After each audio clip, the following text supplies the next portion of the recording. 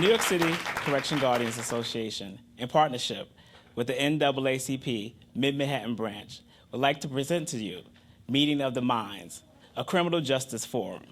Today, we have a host of panelists and an audience that will interact with both the panel and our audience here. Today, beside me, I have Anna Lewis. She's the chair of the New York City NAACP Mid-Manhattan Branch. We're your hosts for this evening. Anna will introduce to you our panelists for this evening's event. Thank you. Thank you. William Thomas is a retired warden from the New York City Corrections Department.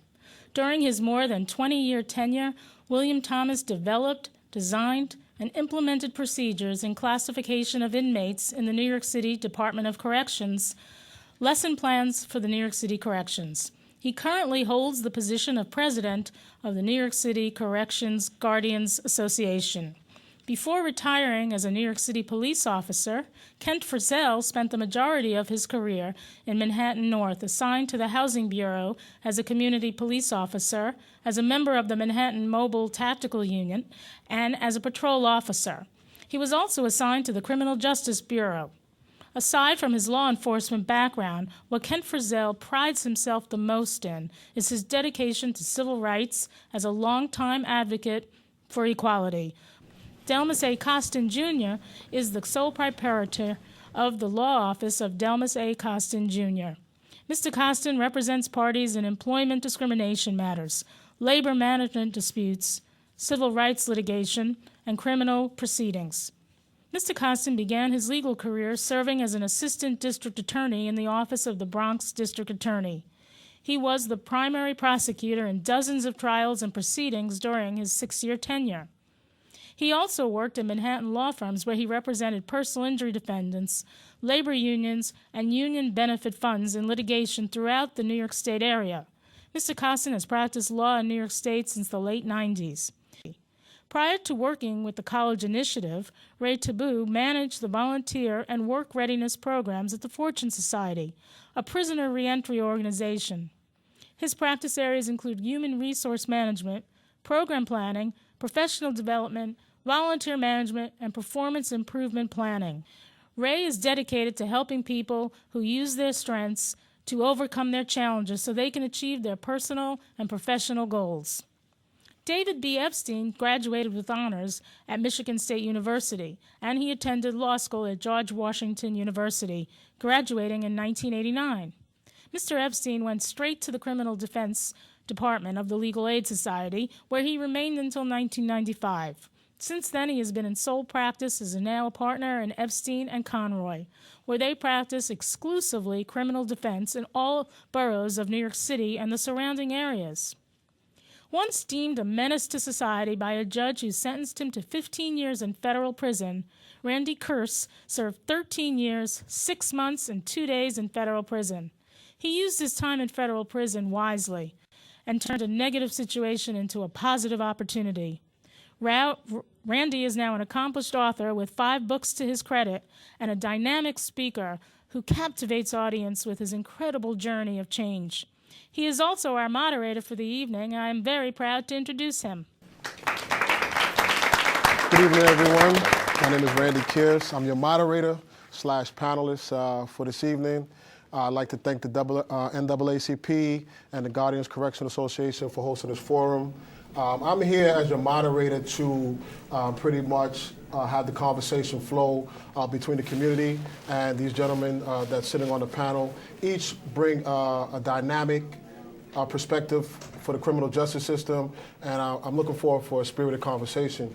The community is here representing their concerns, their issues, their solutions for some of the issues that we're going to discuss today. The theme of this forum is how can the criminal justice system and the community have a better relationship. In order to do that, we have to talk about the issues that affect and impact the community in order to work towards workable solutions that hopefully the community and the criminal justice system can see as being workable. I'm going to ask the panel, I'm going to start off with the panel and ask each one of you, what do you think the state of the criminal justice system is today? Well, good evening, first of all, and well, I think there's always been room for improvement. And I think that the outreach that the criminal justice system can do on the grassroots levels in terms of reaching our kids in the schools, informing them about what the criminal justice system really consists of and how it affects them as opposed to them just going and then leaving and coming back. I think that whole educational process needs to be extended all the way to as early as is possible to begin to educate our kids that it's not just a place for them to come and to keep going back and forth, but there's also careers in there and that it can be a positive experience and not just a negative one. And then, of course, there's a number of ways for that to take place. And education is one, but I also think that the interaction between professionals and the law enforcement community with our kids really needs to be expanded, along with the interaction with their parents as well, just for starters. Mr. Frizzell? Well, I think that the criminal justice, obviously, it's a necessity of society, as people are not going to follow rules.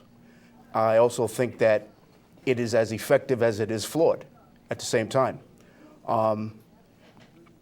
Anything that stands, is going to have problems, it's going to be problematic, and it's also going to be effective. As we move on in time, there are different approaches that we can take, different things that can be done in order to try to improve it. But one of the things is to nip it in the bud and try to stop it before it starts. And when I say that, that's to say through education, like he said, and start, from when people are young and try to instill in them not to do these things. And, just try to eliminate the need for such an extensive criminal justice system. Sure. As a practicing defense attorney, I believe, I agree with the other panelists. You have to get to kids when they're young, because young people are the ones who, unfortunately, when they get older, they're the ones that get in trouble and they get arrested. Part of my bar association duties, we go out to the community, whether it's a church group or we'll go out to a school, we'll talk to the young people about, hey, listen, this is how you can get yourself in trouble. Simply telling somebody, if somebody says, I want to buy some drugs, and you say, listen, I don't sell drugs, go talk to that guy in the corner. Well, you just committed a crime that you can get arrested for. But a lot of people don't realize that. And just having an education, an opportunity to speak with an attorney before there's a problem is a good way to go. So that's one of the things. That my bar associations and I try to do. So fortunately and unfortunately, I wind up getting people after they've been involved with the criminal justice system. And part of what I'd like to see is, so the current state of what's going on now, I just got an email that said that over 168,000 people were stopped and frisked, young men of color predominantly, between the ages of 14 and 24, except there were only 158,000 young men of color between that age range in the city. And that means that people have been stopped and frisked at a higher rate than the number of people that are currently in the city. So that to me indicates that there's some problem.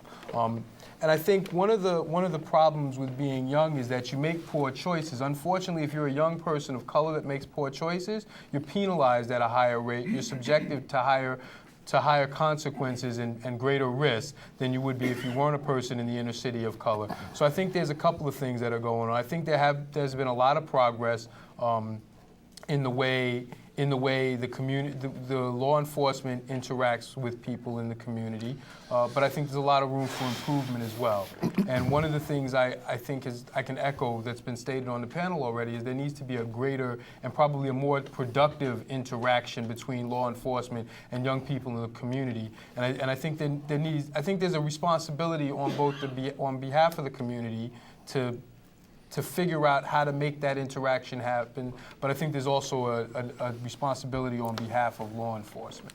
Mr. Epstein. Yeah, again, as a practicing attorney, like my brother attorney here, in a general way, I would defend the system in the theory of the criminal justice system. The reality, though, in the practice of the criminal justice system, it's loaded with problems and troubles. Some of the gentlemen have referred to it, but for instance, I think that there's all kinds of problems. One problem, though, is that everything seems to be passed the criminal justice system. every problem, everything that happens in the news, there's always has to be a new law or someone has to be prosecuted. There's no such things as accidents anymore in our society, it seems like. Everything has to be dealt with by the criminal justice system, and as far as these issues of education and everything, we're putting a lot of money into the enforcement end to enforce the laws, but not a lot of money, I believe, in the court system, and the courts are not well equipped to deal with the complex issues of the people that come before it. Most people who come before a criminal judge have psychiatric or psychological problems, and I know my colleague here is offering his help, or has offered his help, but the criminal justice system is really not well equipped to deal with it. And you know, I think that's one of the issues. There's a multitude of issues, but those are the couple that I see. But as far as the educational issue, I think, and I think you could attest to this, is that the big dilemma we have is that there's not a lot of, not what I see, a lot of opportunities for young men out there. And when do they get the opportunities? After they get arrested. So you have drug treatment court. You have, you know, violence training. What do you call what do they call you know, anger management. Anger management training. They have all these things that you get after you're in trouble. But how about before you're in trouble? Why not have more education before a young man's in trouble, or a young woman these days too? So these are some of the issues, I think. The state of the criminal justice system, when we speak about the criminal justice system, we have to understand that it's a big machine. We're talking about police, we're talking about lawyers, the DA, we're talking about judges, we're talking about all of the people who encompass that machine. And when we think about what is the current state of the criminal justice system, I mean, to be frank, it's definitely in shambles. I mean, if you talk to the person on the street and you ask them that question, they're gonna definitely think that there's no justice for them. There's no recourse as far as to air out their issues and things of that nature. When I think about how do we better the relationship with the criminal justice system in the community, I think about trust. I think about trust, and I can pretty much say that there's no trust in the community for the criminal justice system. And I mean, until we have that sense of trust, building that relationship is definitely going to be hard. I would like to ask the audience or somebody in the audience to answer that question. What do they think that the state of the criminal justice system is today? Young man? Good evening. My name is Maurice Davis. I'm a community member. I listened to everything that the panelists spoke about. One of the main issues in the whole criminal justice system is that we're forgetting, like, I heard the two lawyers speak about a lot of people have psychological problems. A lot of these children are traumatized at a young age. The trust issue you spoke about. How can you have trust in a police system that's totally brutalizing everything you see? Now, I'm not saying that the police are totally wrong, because we need law. That's just a reality. However, there needs to be accountability. We have yet to see Pat Lynch running the news when they catch a cop buying guns, selling guns, or beating up these little kids. He never run out there, but the minute something happens with an officer, he's in the front of the news, these mutts doing this and this and this and that. There needs to be some real accountability. Police, crooked cops need to be held accountable, bottom line. The good cops, you do have some good, solid officers out there, but they're gonna always be overshadowed by these crooked cops with this so-called blue wall of silence. And as the community, my opinion as the community, our young people really don't have a voice in these community boards. They really don't. There's no boards set up for them to really have a voice, so they just stuck. That's just my opinion from what I see. Okay, that's going to lead us actually into the video that we're going to talk about. And one of the main issues we're going to talk about is the stop and frisk issue. Police veterans say some precincts give officers quotas for stopping and frisking African Americans and Latinos. They say the practice makes minorities prisoners in their own neighborhoods. Profiling had to do with Omar Edwards, Professor Gates, Chief Ziegler. You know, what status do we have to have as people of color before we become exempt from racial profiling?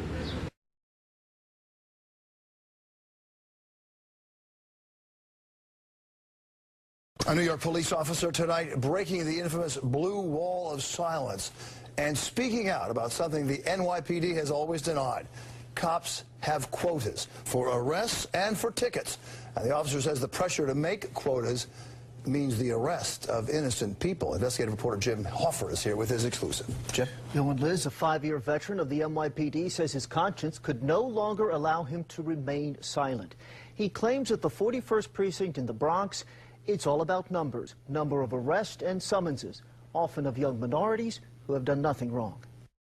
When Officer Adil Palenko dreamed of becoming a cop, it was out of a desire to help people, not, he says, to harass them. I'm not going to keep arresting innocent people. I'm not gonna keep searching people for no reason. I'm not gonna keep writing people for no reason. I'm tired of this. Officer Palenko says one police plaza's obsession with keeping crime stats down has gotten out of control.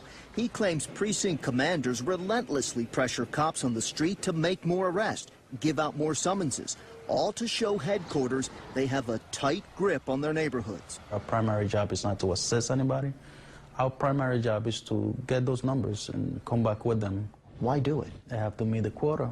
1 arrest, 20 summonses. Things are not going to get any better. It's going to get a lot worse. This audio recording, exclusively obtained by Eyewitness News, seems to back up Officer Palenko's assertion of a quota. Listen to one officer as he lectures patrolmen during roll call at the 41st Precinct. And if you think 1 in 20 is breaking your guess what you're going to be doing? You're going to do a lot more.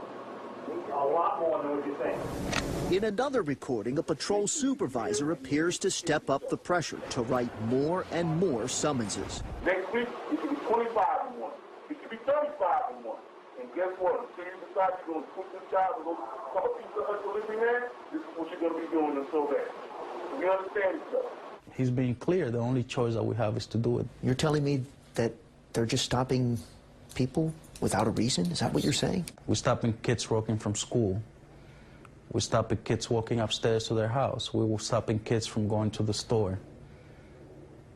Kids, young adults.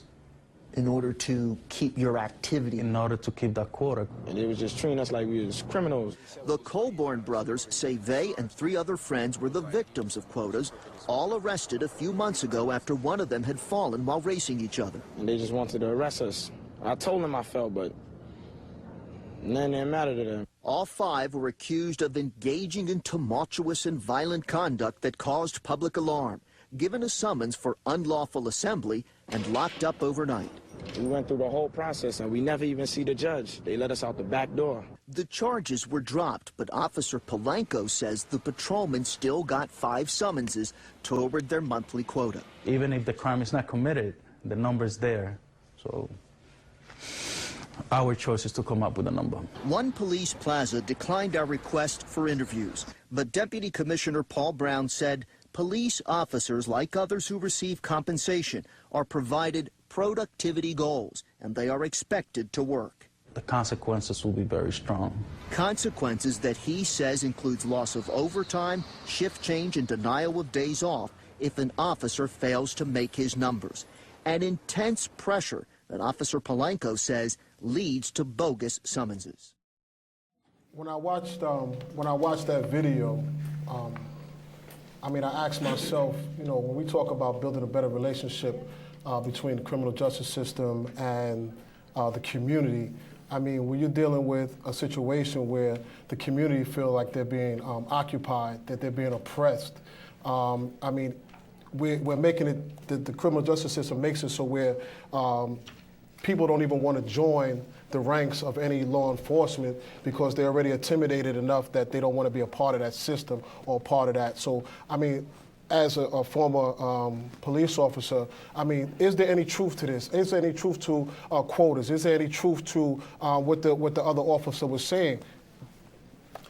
Well, you know, actually, when I just watched this video, first of all, I want to say that my mentor, Tony Miranda, big ups to him, he was pictured in one of those videos. Basically, what both of them said, they said it so well, and it's so real and so accurate, it's almost not a need for me to expound on that any further. Quotas are very real, they exist. It's a very, you know, before I retired, it was a very big part of what's going on, and that's one of the things that I wanted to talk about also, and I'll bring it up now. I was perusing through news articles, and I noticed that Commissioner Ray Kelly had proposed to change the department's stop and frisk policies and the procedures. And believe it or not, there's nothing wrong with the written procedure that exists in the department. It's the unwritten practices that are affecting everything so negatively. It's the unwritten rules. It's basically what he described in that video. These quotas, the pressure. You know, officers are threatened with adverse action if they don't meet these quotas. And when Brown talked about, or he was quoted as saying, productivity goals, well, just everybody in the audience ask yourself, if you owned a garage, okay, where you fixed or repaired cars, and no one's car broke down that whole week, you're not going to get any business. So how can you have productivity goals in an unpredictable environment? I don't think anybody can answer that question. I certainly can. As an attorney, I mean, isn't there something about the Fourth Amendment that's being just thrown out the window when it comes to these unwarranted stops and searches? Well, I mean, absolutely. I mean, it's a lot of times you have pretextual stops where the police will come up with something. For example, this young boy said he fell, and the cop said, well, it's tumultuous behavior. No, this kid's playing on the street. You know, you move the wrong way, you look the wrong way, or the cops will just even make it up. And that's some of the things that you're hearing about in the newspapers. And even sadder, my clients, when they come in, they talk to me. I mean, I have a lot of young men, teenagers who come in, and they sit there and say, yeah, man, these cops are picking on me. This is every time they see me, they say, hey, come over here. And they pat me down, and they give me a summons. And it's just fundamentally unfair. So there is some truth to that. There's a lot of truth to that. What strikes me as well is this one officer decided to speak out. Right. I mean, we have other, police that are doing the same thing. And my question is this. Some people will see injustice, and for the sake of keeping their job or their position, they will remain quiet. Or they remain quiet until they're no longer associated with that part of law enforcement or the criminal justice system. How do we get people that are being put under this pressure to commit these unjust acts towards the community? How do we get them to feel comfortable or strong enough to speak out in a way that will let the community know that there are people that really don't like what's going on and that they're willing to speak up? How do we get people to really, that are working within law, criminal justice system, to speak out? Well, one of the things that I think that we really need to recognize is that our political apparatus is supporting the stop and frisk, supported it to the extent that it exists now, and the uncomfortability with the persons, us, who are feeling it, have finally reached a point to where, we're saying enough is enough. But getting back to the political apparatus as it stands, the people that we elect are the people who put these things into motions, and they're not in our best interest. So again, I think that it goes all the way back to when we step in that voting booth, we need to know who we are voting for. If we're voting for people who don't think like us, who don't look like us, and don't have our best interests at heart, these are the kinds of things that get put into place, So I know we've said, well, we've been voting, things haven't changed. Well, you know what, we can't stop. We have to keep going back. We have to keep going back to the drawing board until we get it right, until we get some individuals in there who are going to vote and put things into place that really represent us. You know what I'm saying? That really represent the majority of the people that live here, that's on that daily grind, day in and day out. In the absence of that, we're going to continue to be playing a statistical game, and we're not about statistics. The statistics don't help us. The statistics, I mean, you can do whatever you want to do with statistics, to make them look good, make them look great. You curve the number the way that you want it. It's not the number. It's who we have in there representing us, you know what I'm saying? And that's why the fight has to still be going into that voting and pulling the level for those individuals, electing those individuals who don't get the job done. And that'll free up some of those people who know doing the wrong thing is unacceptable. It will empower them to speak out against those kinds of things, once we continue to get the right people in office. That's only a part of the puzzle.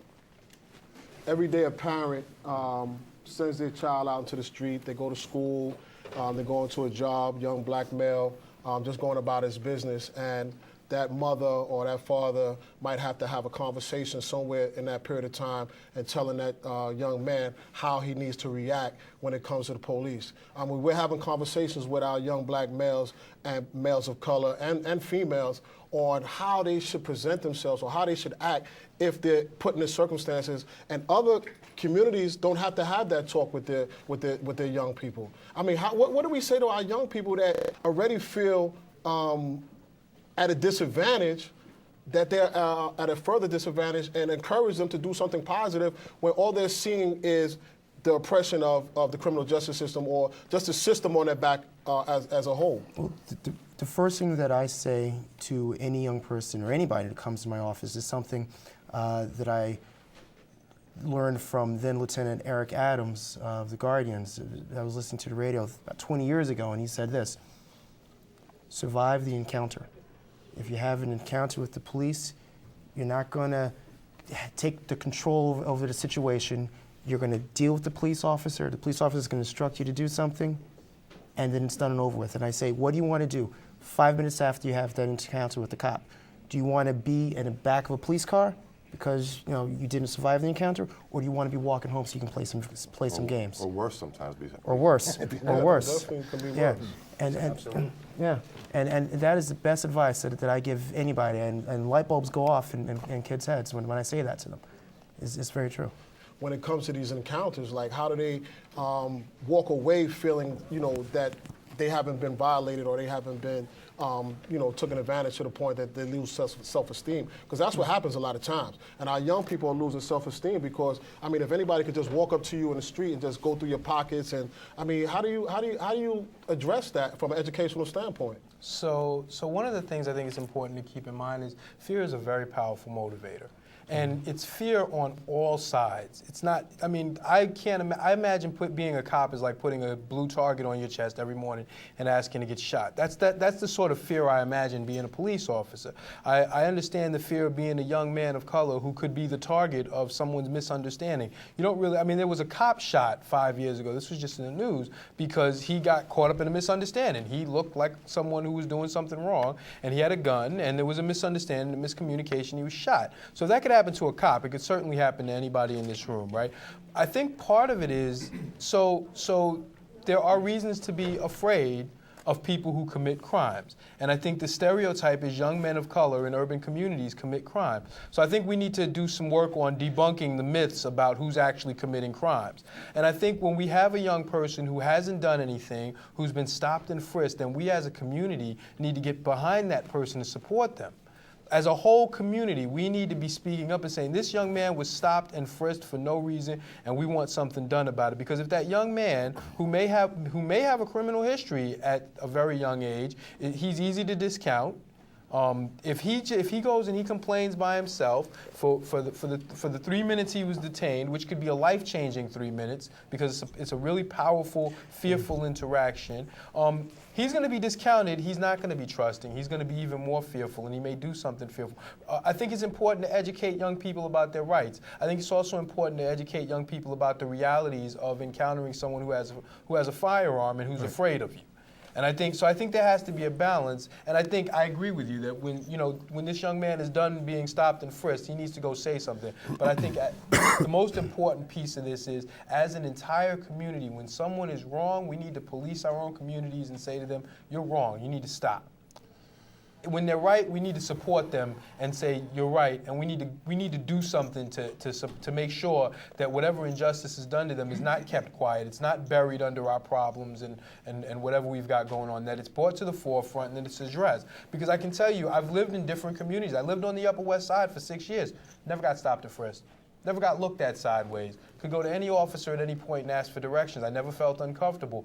If I'm not dressed a certain way and I'm in a certain community, I'm not as comfortable asking a police officer for assistance, no matter how well I speak and no matter how well educated I am. And I'm not convinced that the community would be behind me. We have a gentleman from the community. What's your name, sir? How you doing? My name is Greg Russell. Formerly incarcerated. I epitomize recidivism. I have over 30-something arrests, 5 felonies. I currently work for the district attorney's office, so I don't know how I did it, but thank God. All right. But basically, my issue is with the relation between the community and the police officers. It's totally off base, in my opinion. I believe that integrity, consciousness, morality doesn't really exist actually on the police officers' part, because I commend the panel for being here, but I really would like, Giuliani, Ray Kelly, to answer some of the questions I have.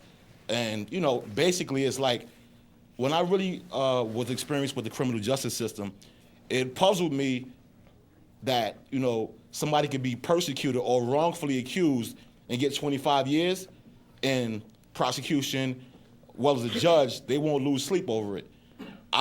In the same way somebody loses their life, like the gentleman who lost his life, he ran into his house, police came in and shot him and killed him. And what Giuliani would do, if somebody were to get killed in New York or Brooklyn, the first thing he would do, he would get their criminal record to see if they had a criminal record. And I found that to be a smack in the face to somebody's mother. So you trying to criminalize this person because he's dead? Or you trying to justify the police department for killing him? So those are my issues. My issues are, when I walk through my community in Brooklyn, East New York, Brownsville, Red Hook, it seems like the Gaza. It seems like on guard. You see 3 and 4 police officers grouped up. It seems like their own gang. That's what it appears to me. And then there's no communication. There's not even a relationship. Maybe 40, 50 years ago, in my mother's era, it would be one beat officer knowing everybody in the community. Hi, how you doing? Get an orange from the fruit stand. And very rarely, the most thing he would probably have to occur is probably a domestic violence dispute. Go to someone's home, and he probably didn't know the guy. He know the guy probably drink on Fridays. My issue is the relationship. How can we repair relationships? How can we get the right people in positions? Good-hearted people, good morality type people, people that was raised with integrity. That's my issue. I want to address that. And that's a very good assessment of the day-to-day struggles that people of color going through in our community. One of my greatest fears as an formerly incarcerated individual, that no matter how right that I'm doing, that if I become in an encounter with the police and I'm shot down, that whether I was right or wrong, my criminal past is going to play a part on the police being justified to kill me. And that's a fear. And I'm going to be totally honest, and I think a lot of us have that fear compounded by our history. We're going to go into another. Anybody else got anything to say? Go ahead, my man. My name is Dr. Ray Blanchette. I'm the executive chair of the Clergy Campaign for Social and Economic Justice. When the panel began, the brother here spoke about that we needed more education and we needed education about the criminal justice system within the schools, et cetera. I need to make it plain and very, very clear. I don't want the criminal justice system in my school. Okay, there are communities that have to deal with the criminal justice system and communities that don't. And we need to understand that poverty is by design, and the criminal justice system, the way it targets black and brown communities, is by design. The people in our community are going through. There's a reason why there is the crime level the way it is. When you look at how the criminal justice system has targeted our community, when you look at very clearly how the police department, okay, it used to be back in the days, and I don't want to go in a lot of different directions, but when you go back in the days, 20, 30 years ago, as the gentleman was just talking about, community policing was real. Where you had police officers, they would go into the community, they knew the people in the community. Now it's not about that. It's about perpetuating the criminal justice system and dealing with people from the perspective of that we are going to put you in jail because you feed us.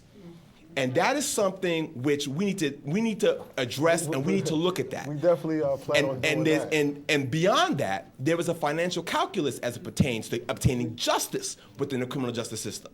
So it's not just that police officers coming and stopping and frisking our youth. That once they get in the criminal justice system, you're putting families in bankruptcy. You're bankrupting families because there's money which has to come out of their pocket for them to be able to deal with these defenses. You're not getting the judges at the top level, which are saying, well, this is ridiculous, how could you bring this? You're not getting the district attorney, which is saying, well, how could you bring these cases? And when you talk about the politicians aren't advocating on behalf of us because socially, politically, and economically, the issues that we're talking about don't affect them. And they don't respect us socially, politically, or economically. So I think we're talking about the wrong things. We need to discuss how is it that we can change our communities so that we obtain the respect so that they don't deal with us from that perspective. Because we're going to discuss all of that. Okay.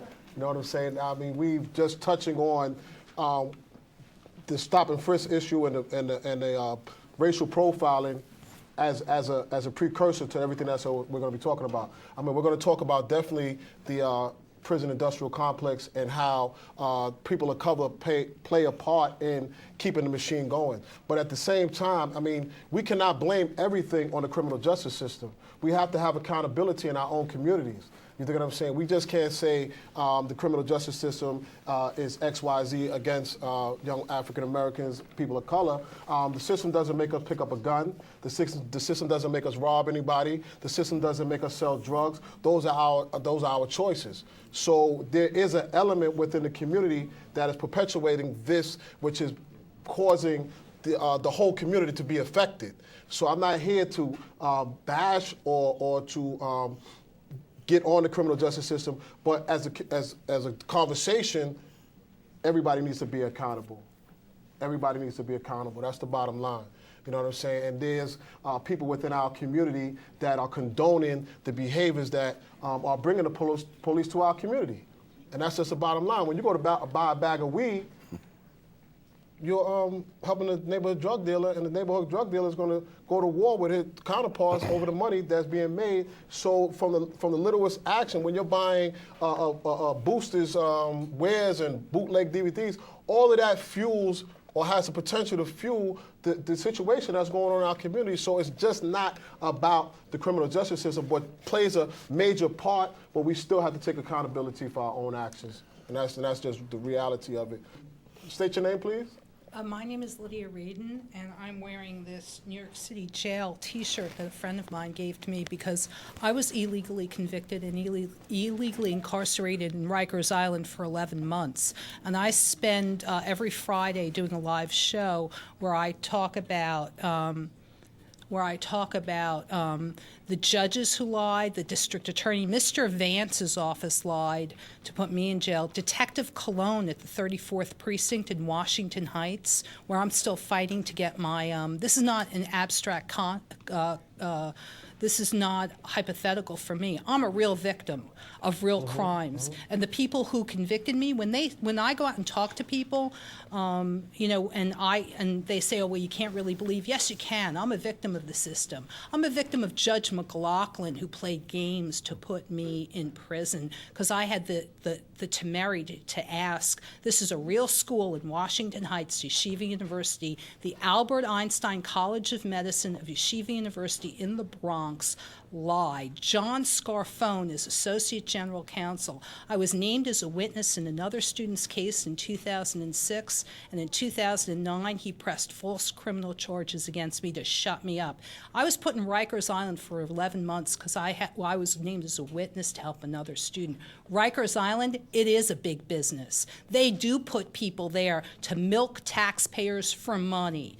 And this is not, absolutely, and this is not an abstract concept. In my case, the quacks, the crooked doctors at Rikers Island falsified medical records to bilk you in Medicaid fraud, okay? If you want to do something about it, you make a phone call to Mr. Vance's office. You make a phone call to the U.S. Marshals. You make a phone call to one of 4 federal judges who lied to help the university in Washington Heights, the police officer in Washington Heights, milk. You know how much money that's being cost the taxpayers? My criminal appeal is costing the city close to $250,000. When I went to the unions, the teachers union, they were outraged. That's 4 teachers, 4 good teachers, but instead we had to persecute an innocent person. Let me ask you a question. Who have you contacted? Who have you been in contact that you're bringing your issues to? Any organizations, anybody within the community that you feel that is either for you or against you? I mean, what has been the results of that? I've been persecuted by this institution for decades. It's only now, thank God, for public access that I'm publicizing, because you know what these people are? They're cockroaches, and they operate in the dark. No, they really are. They operate in the dark. We don't want to bring that type of...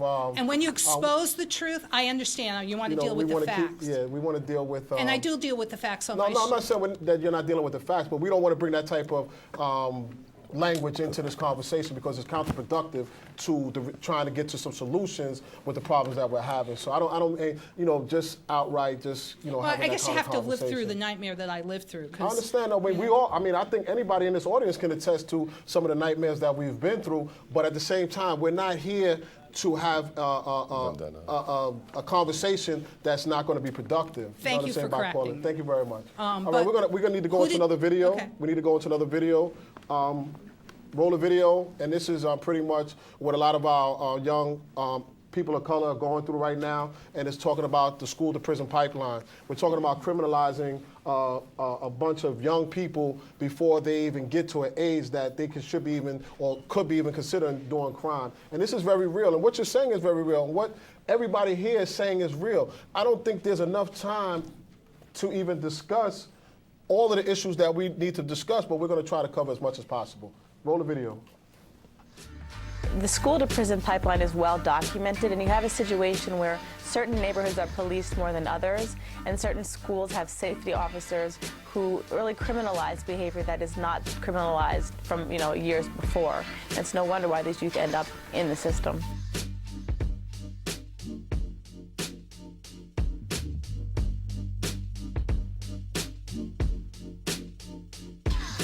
What used to be a visit to the principal office now becomes a visit to the local police precinct.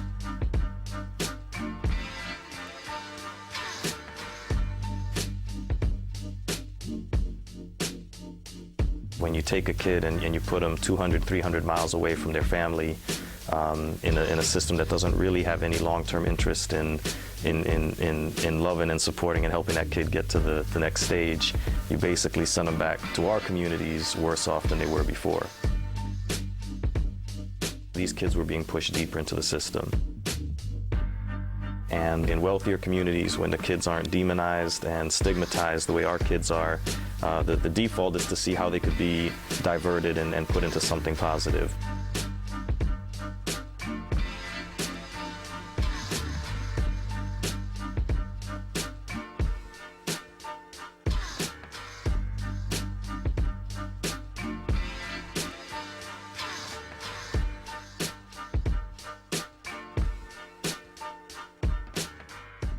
That piece speaks to what is going on again in the community. I mean, it's you can't talk about criminal justice and just use one aspect of the conversation. It's all interconnected. It's all interconnected. We're talking about the politics of it. We're talking about the business of it. We're talking about how the community plays a part in it and how it's being perpetuated. That pretty much the majority of people who are being arrested, summonses, incarcerated are people of color.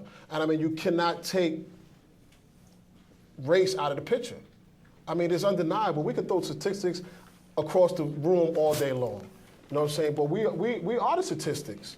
We're living that every day. You know what I'm saying? So how do, when we say how do we have a better relationship with the criminal justice system when it's so stacked against us? Where do you even begin? When they're locking up our young people from childhood, from when they're going to school. I mean, there was a kid that told me the other day, he was stopped 3 times on his way from school. You know what I'm saying? Like, I mean, where do we find a balance? Where do we find a balance? How do we go about, and I'm always saying, like, how do we go about changing the system, but how do we go about educating and changing the system at the same time? It's unfortunate self-fulfilling prophecy. It feeds on itself. I mean, think about it. I think any statistic, I don't want to throw around statistics either, but will tell you that there's more drug use in white suburban populations than there is in African-American or Latino urban populations. But the difference is they have bigger houses, they have yards, You know, no police officers are running to your yard in Long Island, you know, unless you're really getting crazy, you know, or they're not going to, like, you know, knock on your door. When you live in tight spaces and small spaces, and people tend to gravitate outside more and do things outside, and neighbors hear everything and know everything, you get more police activity and you get more enforcement. So I think that, you know, the criminal justice system, as far as the courts where I work, we could do anything we could to try to not differentiate people on how they look or their color, but in the enforcement side, it seems like the pressure is to enforce more in more densely, more minority communities. That's the pressure. And by the way, this is not just, and you mentioned, you alluded to this, it's not just an attack on minority communities, because a lot of people in those communities wanted a lot more law enforcement. There's always been this complaint in New York that, oh, the police are all over Manhattan, and they're helping, you know, they're making sure everything's safe in Manhattan, but they're not paying attention to the outer boroughs. Now they're paying attention, you know, to the outer boroughs. And, but, you know, and the issue is when you read the New York Post or you're watching a Hollywood movie, oh, the laws are hamstringing the police are not effective because of Miranda, because search and seizure, and the public perception, the gentleman was talking about voting. When you're voting for someone, you're voting for someone who's representing the majority of people. You see with Obama on the national stage. They're representing the majority. Majority of people they don't want crime. And unfortunately, most people, either they don't care enough or they want crime reduced enough, they're willing to give up the rights, usually of other people, not themselves, to have that crime being reduced. And so getting to the root of the problem, voting's a great thing, don't get me wrong, and education's a great thing.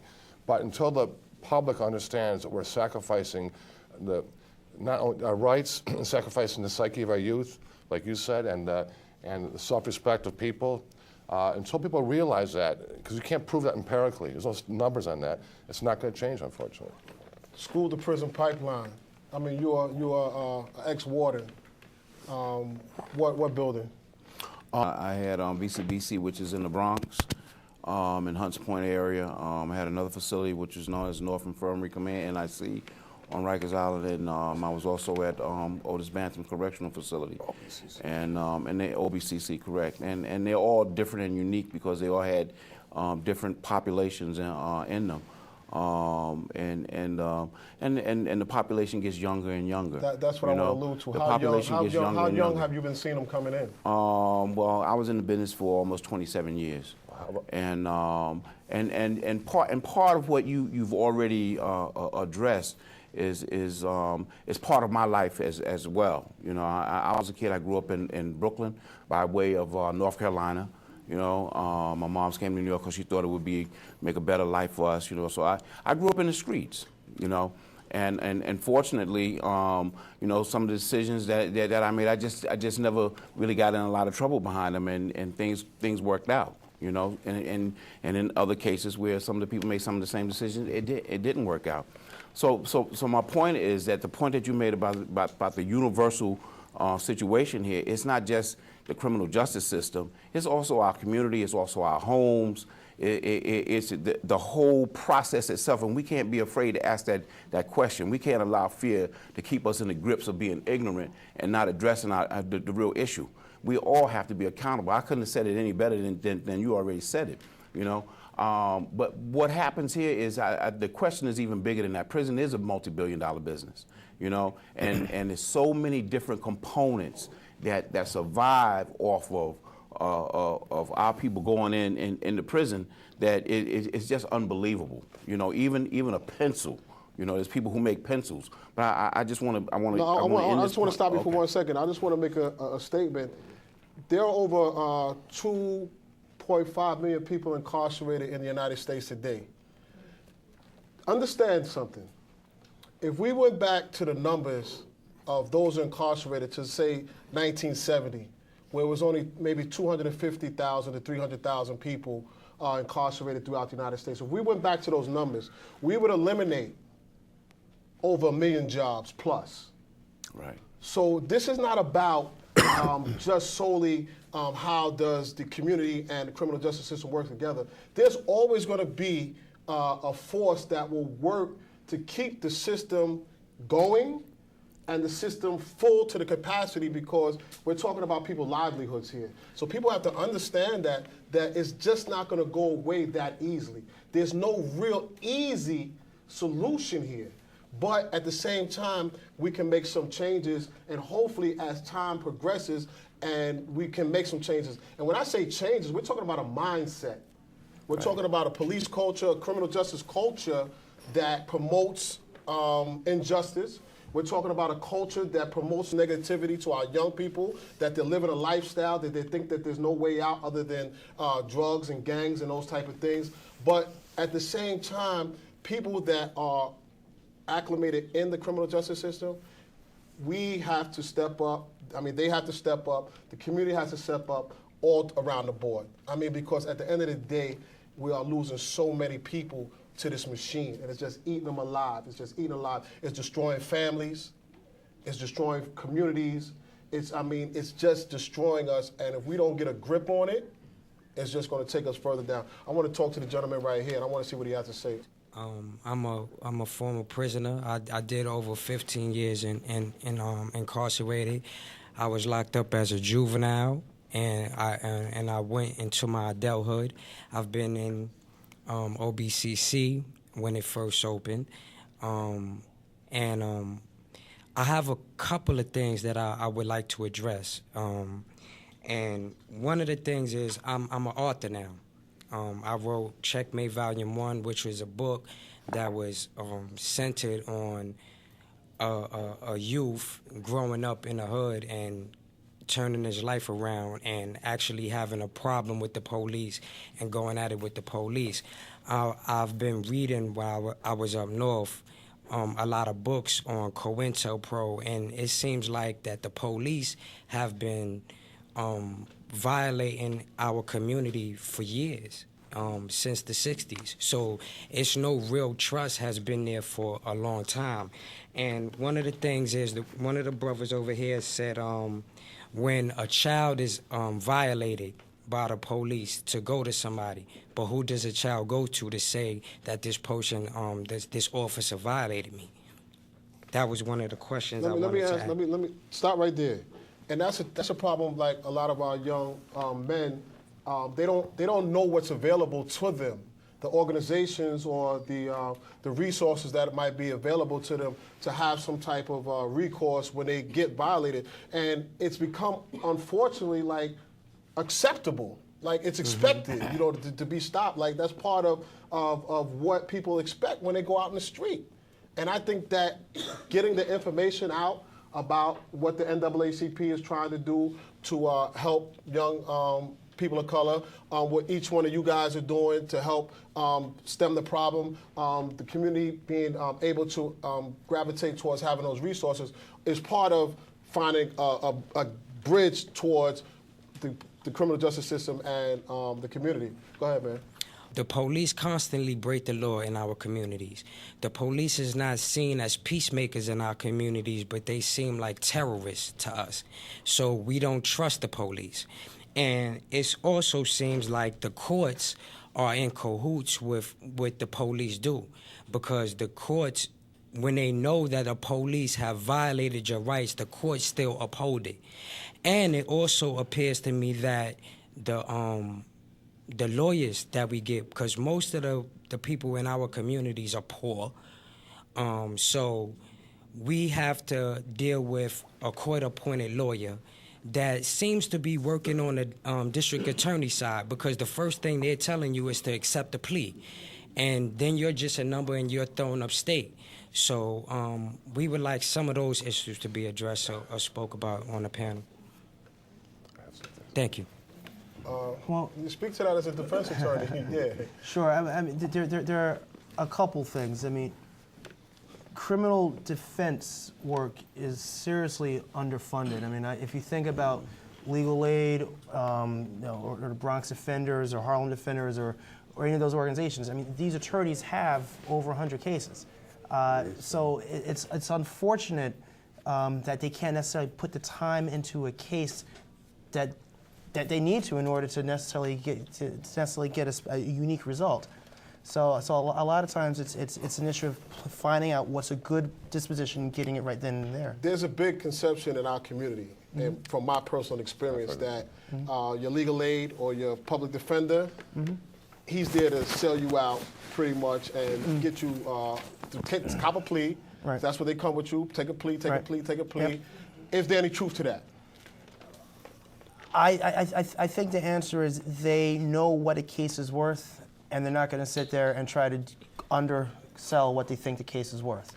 They don't have the time or energy to go an extra mile to get something better than what the case is generally worth. That's what I think. As a former legal aid attorney, And you can speak to that, was you under pressure to dispose of cases by having people take pleas when you might have been able to get them off if they went to trial? See, I could write a book too like you, but I'll make it brief, I promise. I mean, look, first of all, just one thing personally, in my 5 years of legal aid, I think only one client ever asked to have me be relieved as a lawyer. Because you find out when you speak to people with respect and you speak honestly, I don't care how so-called ignorant or uneducated or how much trouble, then they're going to respect you back. That's the number one. A lot of legal aid attorneys forget that. They are overworked, they're underfunded, they're under pressure. They want to leave at 4 o'clock or 5 o'clock. They don't want to work till 8 o'clock, so they're not getting paid for it. They're not getting paid extra for anything. They're not getting paid extra for trials. They're only human beings. They get burnt out, they get disrespected too, because there is that perception, and you get disrespected sometimes by the courts and by, oh, you're a legal aid, oh, you stamp on this case. Oh, the offer's 2 years. I've had that when I was a legal aid. Right. There's a violation of probation. Can you stamp in this case? Okay, I just want to let you know, we're going to put this guy in jail. And there's just 6 family members there. Just wait and stand up. In other words, we want to legitimize the process because you're standing there, legitimize it. So legal aids are in a tough position.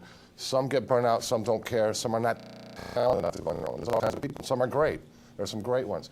But the perception they work for the system, I mean, they work within the system, and the big problem also, one of the other big problems I don't forget to touch on is mandatory minimum sentences.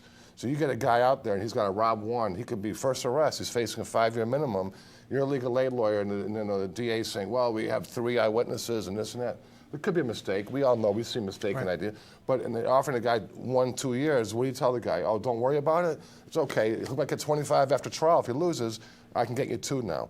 So does that, I think that the criminal justice system in general has lost a lot of humility. And these mandatory minimum sentences is just a reflection that they always think they got the right guy. I don't know what DNA shows. They always think 99% are guilty. They think they have everything right. So therefore, they have, there's lack of appeal rights, lack of a lot of rights, because, but the reality is they get it wrong a lot. And there's not the resources and the talent to get to the bottom of it sometimes. So the gentleman has a good point. Before I get to your question, Dr. Brencher, can I ask you a question? Yeah.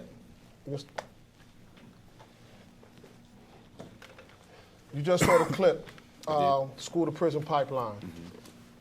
Truth or reality? Truth or false? About what? I mean, is there actually a conspiracy to criminalize our young people at an early age at a school level? It's not so much that there's a conspiracy. I think that we've made it plain. We've made it very clear that it is, and you've made it plain that there are jobs at stake. This is an industry. So when you look at our youth in the community, I mean, look, there's a reality, okay?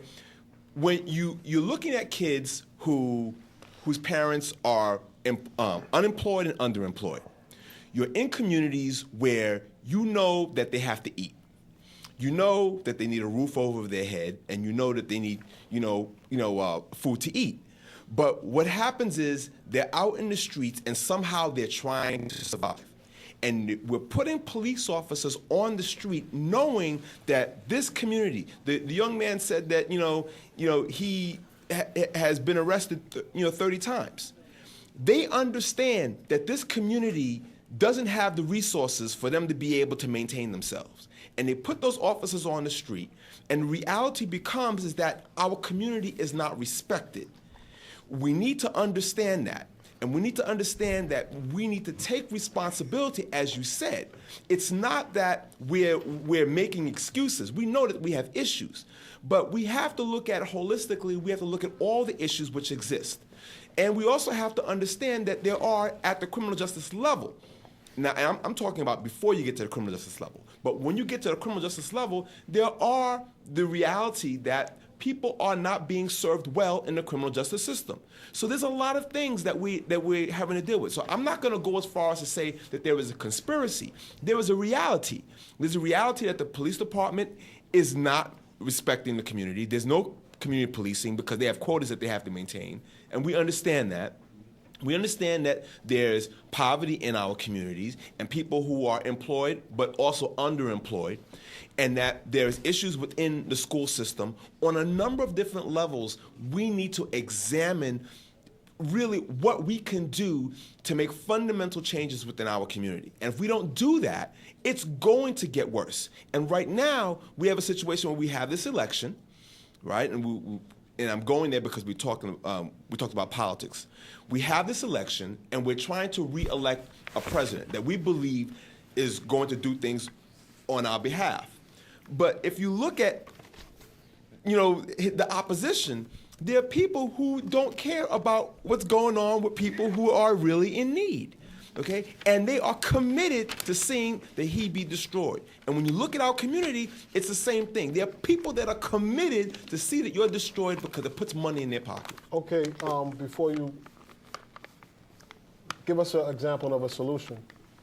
Well, the community has institutions which already exist within it.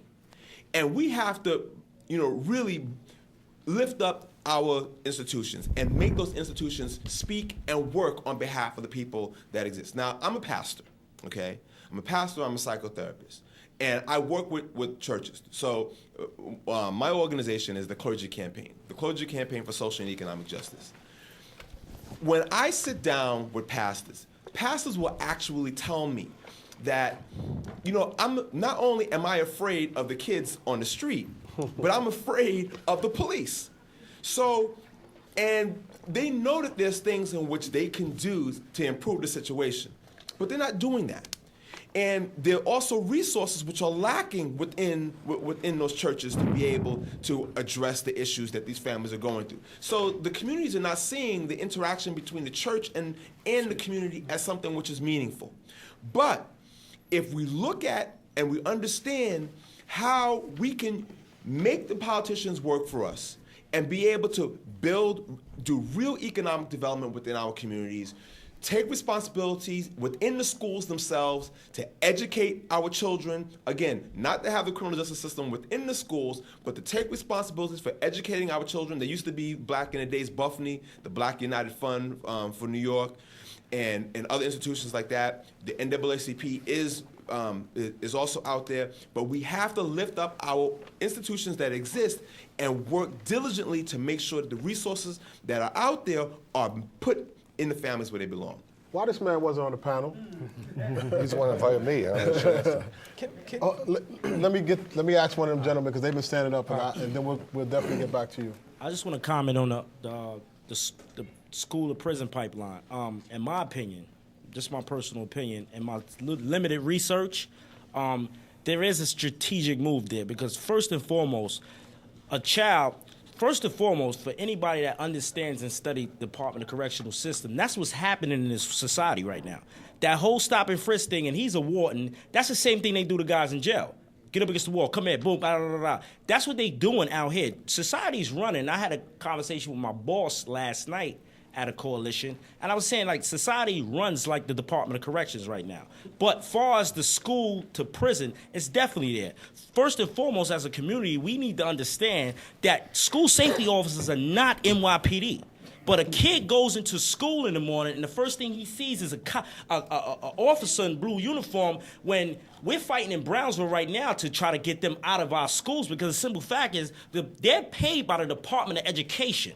They're trained by the NYPD, but they're not officers. They are not police officers. But we as parents and taxpayers, we have no clue of this. So now the first thing little Maurice does when he goes to school is he goes, and if any of you ever visit these schools, because I was a case manager at another at-risk program, and I had to do school visits, and it's traumatizing. It's traumatizing just to look at it, to see that this little 9-year-old kid, he comes to school early in the morning. The first thing he has to do is walk through a magnometer, take his book bag off. This is all psychological going on right here. He's getting trained to be incarcerated. He's getting trained. So it is, my personal opinion, for my limited research, this is what I believe. Second, it costs, and they're not focused right now, if you're paying attention to the tides, they're not focused on the adults. Why? It's $44,000 to house an adult. It costs $240,000 a year to incarcerate a juvenile. And you wonder why they're focused on our youth. It's more money there. We got to go to the next video, then we're going to bring it all. I mean, it's all connected. So we're going to have this conversation after this next video. I was raised believing that incarceration was expensive to the taxpayer. It was not in anyone's best interest to lock someone in a cage unless it was absolutely necessary. In the mid-1980s, a law was passed that allowed privately owned corporations to build and operate prisons. I'm a real advocate of private prisons, having privatized half the prisons in New Mexico. And the reason for doing that is the same goods, same services at a third less the price. Have we reached a point of building so many prisons that the purveyors are now looking for ways to keep them all full? Here's the way a private prison works, okay? You pay somebody to build a fancy cage. Then you fill it up as far as you can get it, which is pretty full. Full of people that, the people that built the cage get paid $40,000 or $50,000 a year to just keep in the cage. You have corporations like Wackenhut, they just changed their name, Corrections Corporation of America, that house prisoners, nonviolent drug offenders. As a matter of fact, I think 60% of the increase in prison population under Bill Clinton, which was like 1 million people, of the 60% of that new prison population are nonviolent drug offenders. Now, if you've got 5,000 people in your cage and you're being paid $30,000, $40,000 a year for them, that's a lot of money. And if you can, on top of that, use them as your private property, as chattel property, that you can then make do work or produce things that you get paid for on top of that, what a great deal. Now, where I come from, when you transform a person into a piece of property, that's called slavery. Again, I mean, that video just speaks to pretty much what we've been discussing all evening, that there's a profit in keeping the criminal justice system running exactly the way it is. When you put money into an equation, and you're talking about somebody's bottom line, there's always going to be people who don't want to see no change. That's just the reality of it. So, I mean, we're talking about lobbyists. We're talking about people that are invested in the keeping these prisons to capacity. There was an article maybe about a couple of months ago where the Corrections Corporation has sent letters out to every state in the United States and offered to take over their state prisoner systems. And they would do it for over 20 years. But the catch was the state had to guarantee that the prisons would be at least 90% to 95% full for 20 years. So, you know what I'm saying? So how do you, I mean, this is what I'm saying, it's so big of an issue. The time that we're spending here today, I mean, we can only scratch the surface. It's not just the corrections, it's the motel, I'm sorry, it's the motels. Right, but I mean, we're talking about the totality of it and how deep and serious this issue is. But again, it's about also educating people on the process, on the machine. And I think the more that people become educated on the bigger picture, the more people start to wake up on how serious this issue is. We're going to talk about. I want to interject something because there's a piece that I think is missing here. We're talking about the economics of crime and criminal justice practice and incarceration, but what we're really talking about is the allocation of resources. And so the argument has always been, well, if you have fewer people in jail, then there'll be less jobs. That's not true. It means the jobs change.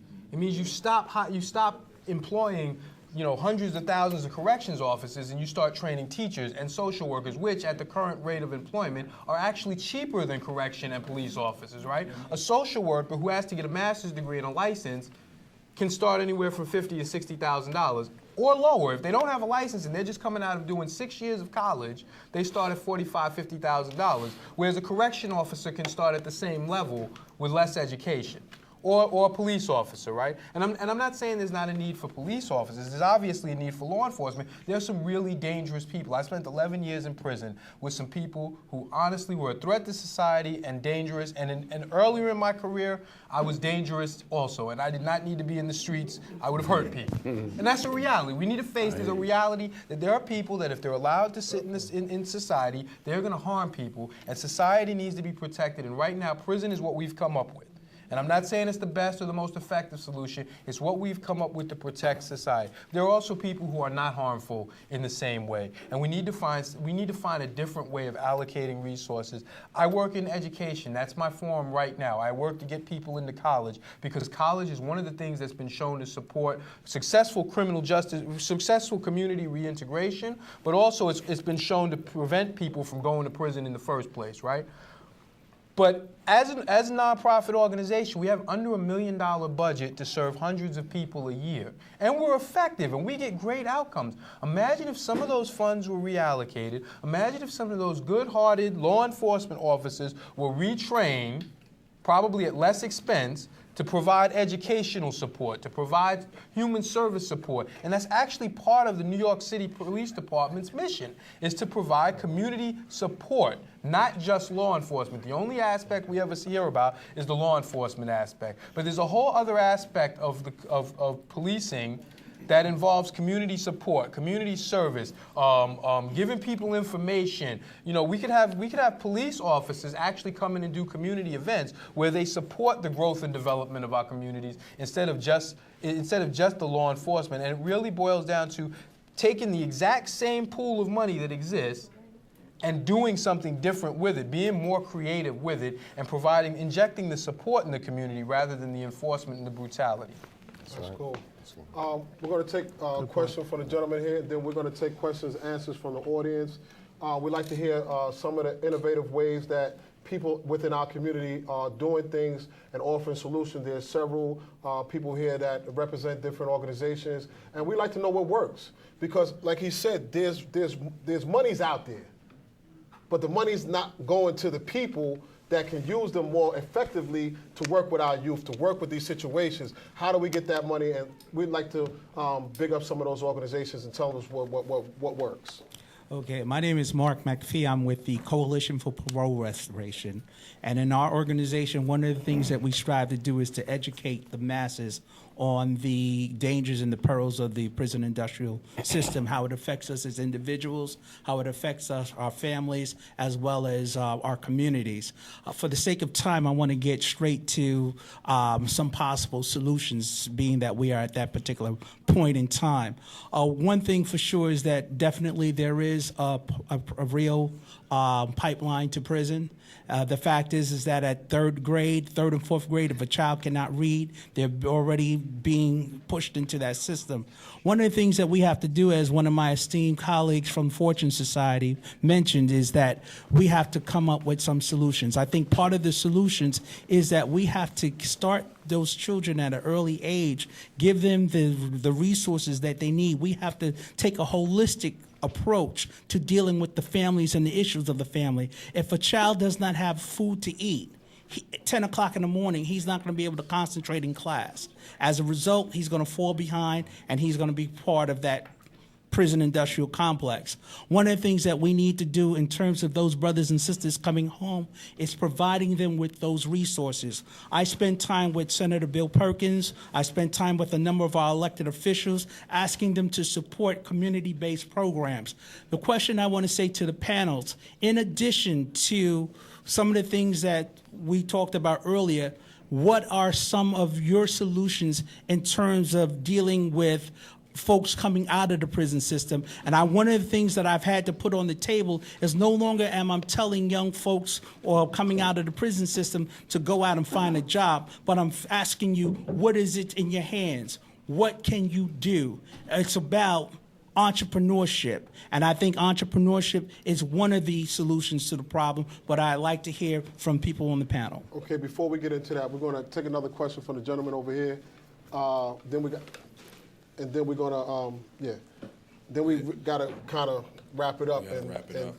My name's Tyrone Grant, president, co-founder of an organization called Team First. And you know, I met Randy in a funny way, and we discussed, and now I'm here because of Randy. But the point I like to make is that in this group, in this with this panel, we need to be clear that yes, the criminal justice system is a business. Former athletes like myself, as far as investments, we make a lot of money for these kids going to jail. Just so you know, we make a lot of money. People not aware of that, and I tend to tell them. My peers look at me for what I'm doing and telling people this daily, that we make money when you go to jail. And, you know, I decided to do something else because I was one of these kids that's getting locked up and all that. I didn't do 18 years or 15 years like that, but I did my share of bad things. And what we need to do is that, as the panelists mentioned, there is monies out there to help the situation. They always give the public the idea that we close jails, we lose jobs. Nah, you creating more jobs for other things. And I totally 100% agree with what you said because I see it. I've been in a position where, because of my success, where I've heard and I've seen things that kind of piss me off. That's what makes me do what I do now with the kids. And, you know, knowledge is key, and we need to keep these events like this open. I think we need to make it more public. I wish you would have told me this a long time ago. But we need to let people know because we have a serious issue. It's an epidemic in our community, and we got to fix it, man. It's like, seriously, we got to really fix it. Like I said, I'm getting harassed for doing what I do because it's a money-making business for these kids getting locked up, and they are getting locked up a lot. So we got to figure it out as a group. Thank you. Hopefully, this will be the beginning of more dialogue on a more widespread basis. And this is just the beginning, man, because I'm deeply passionate about trying to help. I get that prison is a business and incarceration is a business, but it's also a really traumatizing experience for people. And it seems that if we're thinking about solutions, that we should be spending less time talking about the money that it's making for people and how we can help people heal. If we're thinking about public safety, I want people to come home and be healed human beings so that they don't harm others. So I guess I just want to ask the panel if they had any possible solutions about how we help people heal. I mean, Ray mentioned the transformative experience of education. Are there other ways that you think that as community members, you have a captive audience here, pardon the pun, that we can go out and do that work? But it's useful to hear from you what kinds of things you think we should be doing in the community to help our brothers and sisters who've had this traumatic experience heal from that experience and be better people going forward. I'm happy to speak to it. There are a number of creative programs going on. One of them is adult portable therapy, which is they're actually going. This organization that's a pilot project for the Vera Institute is actually going into people's communities and into people's homes and providing therapy for youth, at-risk youth and youth in the criminal justice system and their families, because there are a lot of family issues that come up that don't get addressed because whole families are not going to go to these organizations. So it's a very holistic approach. And I think it's one that a lot of our organizations, if properly staffed and resourced, could take advantage of. We can go into people's communities. We can go into people's homes. I mean, I'm happy to go to someone's house and provide college counseling for their child, because if they came from a more affluent community, there would be college counselors in their high school guiding them through this process and demystifying it. And I think whatever our particular missions or goals are, we can go into these communities and we can work with people before they get deeply embedded in the criminal justice system to correct them before they get so far off track that they have to do a drastic 180 or a 270 turn to turn their lives around. Hi, good evening, everyone. We'd like to thank everyone for joining us this evening. Unfortunately, we have to close, but we had a great discussion, and we really enjoyed the participation and the questions.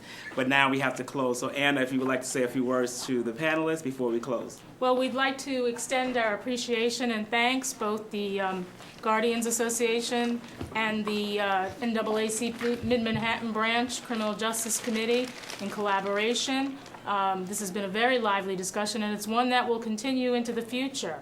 Unfortunately, we only have about 5 minutes left of airtime, so we're going to ask you to make brief closing remarks. If you could limit your remarks to a minute or so.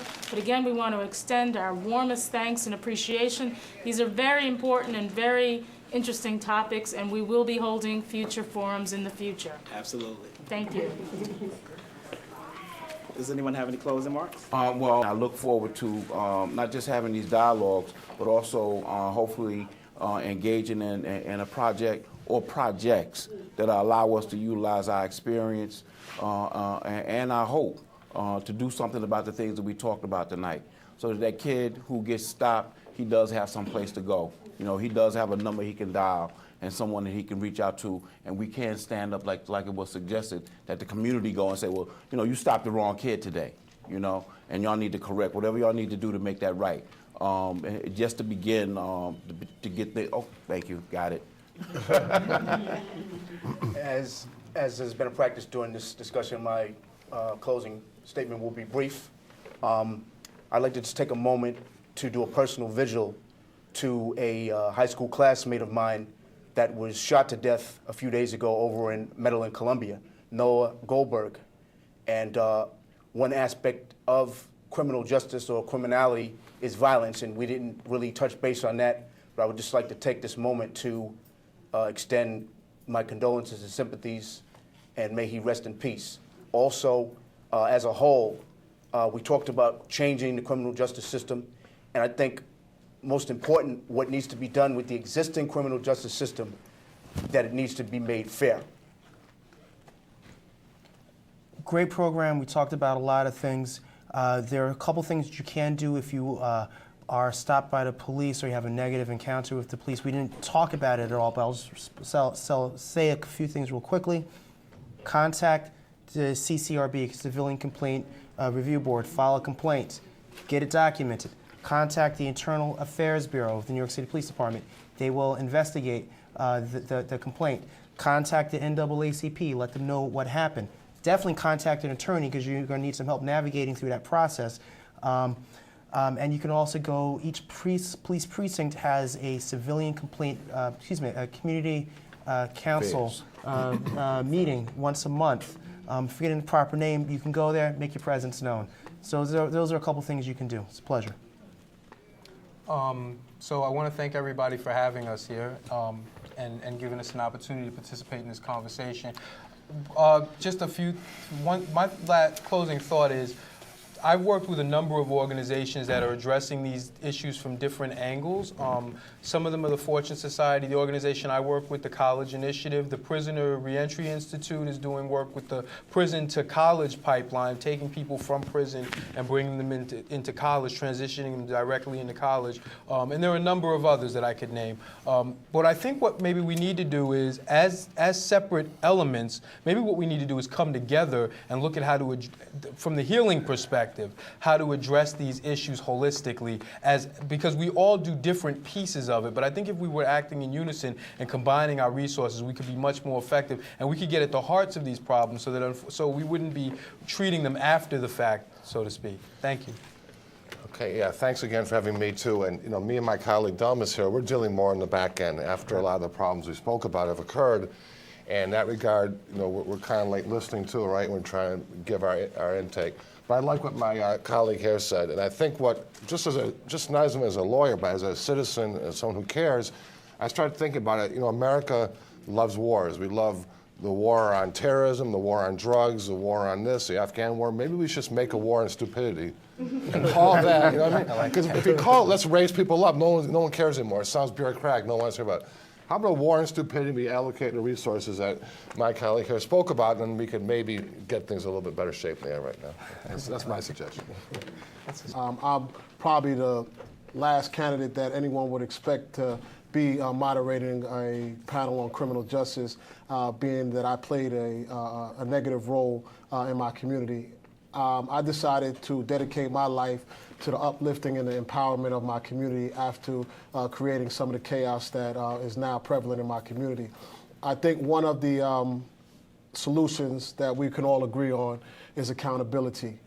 Accountability on the part of the criminal justice system and accountability on the part of the community. And to build that, we have to build a sense of trust. And to be transparent and to be truthful to the community will hopefully begin to build some trust within our community. I commend you guys for the work that you're doing, and we need people on all sides to help out. Thank you very much.